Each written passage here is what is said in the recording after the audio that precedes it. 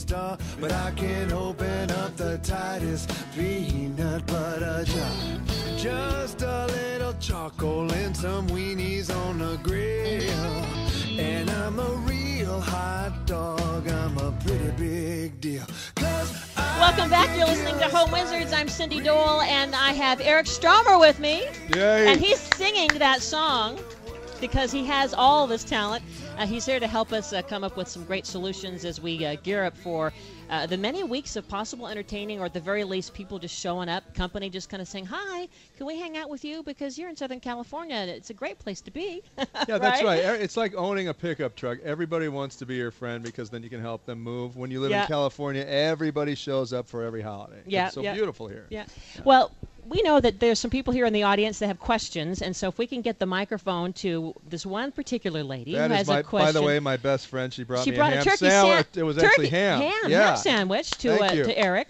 And so as we're gearing up for that microphone to be readied, Eric Stromer has, of course, been on multiple TV shows on HGTV, Over Your Head, Clean Sweep, and, of course, just all these years of being a veteran contractor and seeing the real stuff. Right. And so can you help us not only with these questions here, but helping us figure out how to hire a handyman in addition to as opposed to a contractor? You know, there's a delineation, too, because a lot of people think that you have to have somebody who's got a full license to do sort of little handyman stuff, which you don't. So there are two price points, you know. Right. If you just need little stuff like a window unstuck or stripping some paint or, you know, anything that a handy person could do, go for them. They're always going to be trustworthy and good.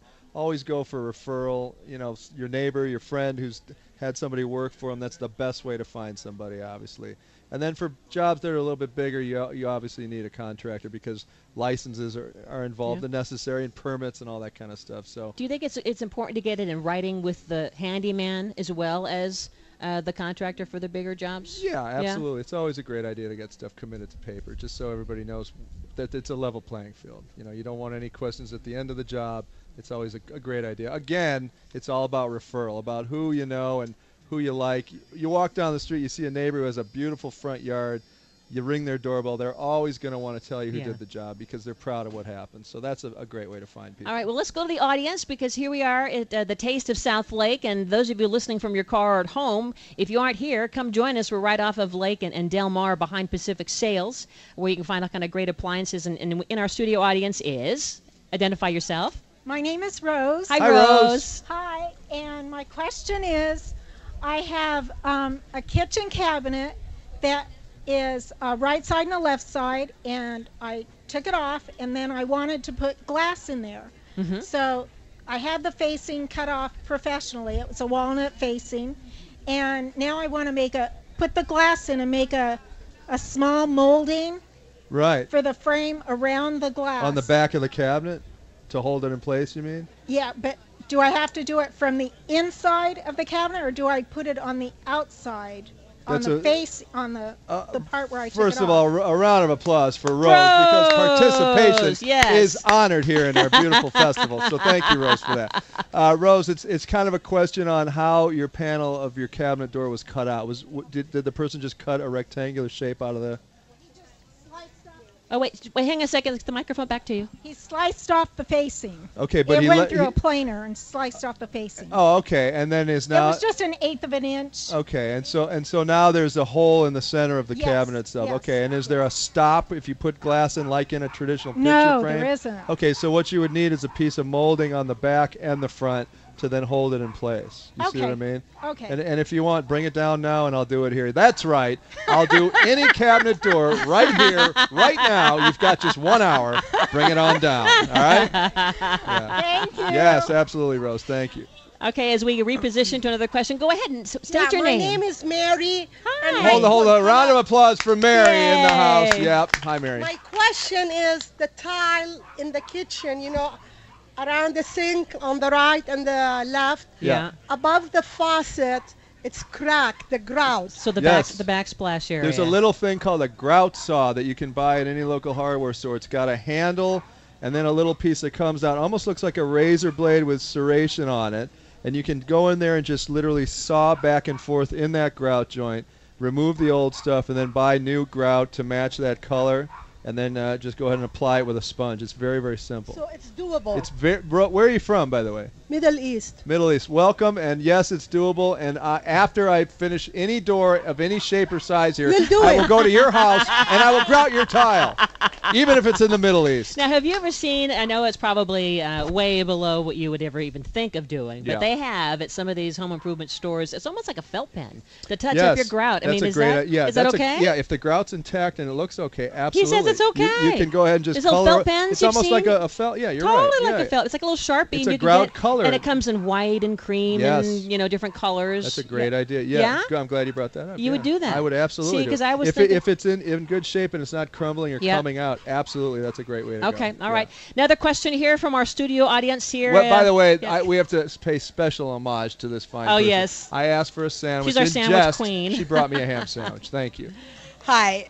My question is, I have a 1921 house. Yes. And the fittings between the tank in the bathroom and the commode are loose. Right. So where can I go and find those fittings that work? Great question. Round of applause for our fine participant. And you can come anytime to my house. And after I do her live in Whittier. I'm coming to Whittier. I'm sleeping over. We'll make cookies in the morning. It'll be great. I have pajamas with feet also. What I would suggest, Liz's Hardware is a great place. An antique or vintage store down. It's off of a La Habra. Yeah, exactly. Near Wilshire. No, La Brea. I'm sorry, La Brea. Yeah. Sorry, La Brea. Thank you. Sorry, that was a blonde moment I was having. And you can go ahead and, if you don't want to go into that part of town, you can just Google vintage parts for toilets, anything like that. They'll show up. There's stores all over the state that actually provide old reused parts that'll fit that very thing. Even on the east side. Yes, even on the especially on the east side. Okay, great. Absolutely. Thank you very much. Thanks again for the sandwich. Thank you so much. Yeah. And keep walking further into the audience because I know that more people have. Oh, over here in the front row. Those of you who are listening at home, the number to call in, by the way, to join in our fun is 888-KFWB-980, 888-539-2980. This is Home Wizard, Cindy Dole here with Eric Stromer. And go ahead, what's your question? My name is Yan. Hi, Yan. Hi. I have a toilet. That's a good thing. Yes. Well, Does we it work? used to do it in the outhouse. Yes. Oh, wow. Well, so it's luxury to have a toilet. You've come a long way, yes. Yeah, I've come a long way. Okay. The flushing system. Yes. It's an old house, okay? Uh-huh. And when you flush, the water doesn't come back on sometimes. Uh-huh. Sometimes it comes on, okay? Okay. Uh-huh. And then when it doesn't come on, it's empty, so the next time the person can't flush. I see. You have to put your finger in and tap on that little float down there. Mm-hmm. That's it. Okay. So then, one of my friends, a male friend, okay. Well, wait. That's another show, Hold I on. think. Are you entertaining gentlemen callers in this place, President? Said that all you have to do is to put the bleach or the thing that you use for Cleaning, okay, Yeah. to put on to that little flood down there. He says it's a calcium deposit and That's blah right. blah blah. Yeah. So he kept putting that on. Uh-huh. And sometimes it works, sometimes it doesn't work. So Right. And another male friend. Wait a minute here. What is happening, Yan? wow. You're on a hot streak. I guess All right, go the ahead. moral to the story is if you want a lot of dates, Then have get a a bad toilet problem. toilet, Yeah. Another male friend said, Hold on. Yan, I'm not sure I want to fix this problem because it seems like you're having a great time. Yeah. he said, let's go to Home Depot Yeah. and buy the whole shimarang, Right. the whole flood thing, Yeah. you know. Yes.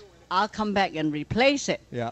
So I bought that, but was waiting for him to come back and replace it while the first one was trying to do the bleach Oh, thing. I Does see, your toilet work right now or not? Sometimes it works, sometimes it doesn't work. So Eric, what do you think Well, the it problem sounds is? like so the pipes. flapper has to be replaced. That's that thing that goes up Yeah. and down in the toilet bowl itself, and You a know, lot of times. the old jiggle it thing. Yeah, a lot of times what happens, it's actually this piece of rubber that seals the hole when you flush it, and then it fills back up the tank. Sometimes it stays open and the toilet keeps running.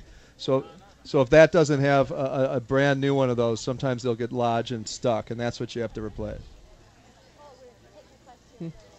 It just gets stuck. Right? Yeah. I think you need a new flapper, and Yeah. that's what I recommend that you do. You just replace that. And again, I'm tired now, but I am available, Yen, if you want. 'Cause I'll be there at some point tonight. All right. That's too funny. The toilet has now become her dating service. I know. I love that. Round of applause for Yen. Yeah. Those of you who have more questions, just raise your hand because we have a little traveling microphone. Up here in the front row. All right. We have another question. Right to the front. Come on. You're listening to Home Wizards. We're with Eric Stromer here, and we're talking about kinds of problems and repairs you might have and getting your home looking and working right for the holidays.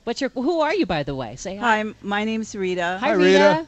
And my question is termites. Oh, yeah. If they're well into the structure, I have a 2-story home. Yeah. Tenting versus a green method. Well, Boy. I can tell you about that. Yeah, go ahead. You let them know. Yeah. Well, first of all, if it's gotten into the structure, it's pretty bad. And we had to have our home tented. And in fact, you can even go to my website and see the video of what happened. And what's scary is a lot of times you can go on living your life and not see a thing. We didn't see any termites flying around. We thought that everything was okay. And needless to say, we were so wrong that they had been munching and crunching, and there was no structural challenge, but it was really long overdue. So we had to have tenting. Now, when you mention green versus tenting, there are some green methods that you can still use, but when it's bad beyond bad, sometimes that is the only solution. So what you need to do is have someone come to your home and assess how bad it is, and then have a program customized to you. Might I suggest Western Termite? Western Exterminator. But, seriously, it's whomever you choose, you get to that point. Have you seen them flying around? No, you haven't seen the termites flying. You know what another symptom is? You see these tiny little balls sometimes that are down on the ground or underneath a window ledge. If you see stuff like that, then you're pretty much rest assured you have termites going on. And another sign that... And another outside, Yeah. another sign was for us, you can literally touch some of the wood and it crumbles like cereal. That's exactly right, yeah. It's like little cornflakes. It's really scary. Come out, and then they put a hole in through the paint. Uh-huh. Said, oh, gee, thank you very much. Thank you for that. Thanks for the Because we test. weren't going to immediately take care of it. Well, Thank you. Yeah, good luck with that. I know that's sort I of know, a and I pain. can't imagine Yeah. the stress of having a tenting before the company's coming, but, it might You know be what? time- If you have to go that route, at least get a red and green striped tent. It'll look sort of festive for the holidays. Well, I wanted a pink tent, and I didn't get that, and so No. I was a little bummed. Sorry to hear that. But, it really isn't as stressful as everyone says in terms of, you're out for a few days and then you're back in, and it's totally safe and easy to do. Yeah. But it's But it is a good thing to deal with. something because it's only going to get worse. Anyway, you're listening to Home Wizards. Eric Stromer here. Anyone else have questions here in our live audience? We're going to get to you in just a second. Those of you who want to call in, the number is 888-KFWB-980, 888-539-2980. And if you hear some dogs barking in the background, We're about to serve tacos. we have a lot of pet friends who are here because it's kind of a festival environment. There's all kinds of snacks and foods and a chance to learn about this great place that we call South Lake here in Pasadena. So How many people you think are here now? About 500-800 people? I'm Like thinking that, about 12? 5,000 people. 10,000 people. 10,000. No, it's a nice crowd. It's a welcoming crowd. It's not too intimidating. There's plenty of parking, and so it's going to be A-okay. Now, we're going to take a quick commercial break. So those of you who have questions, get your thoughts together, and when we come back, we'll put you on the air and we'll help you out with Eric and me here as we're winding our way closer to the holidays. I mean, I don't know what I'm going to do. Thanksgiving. Now, do you guys have a celebration at your house? I didn't get your present yet. Well, you better get going. Have you heard of those little blue boxes? No. I'm all about the blue box. What's that? Tiffany's. Ooh, yes. I'm just kidding. I always say that Tiffany's is always a good. No, that's a good. You can just a keychain. No, okay. A keychain. Thanks. You're listening to Home Wizards. I'm with that nutty friend of mine, Eric Stromer, and we're going to have some more fun here because we're working it. We're back in just a bit.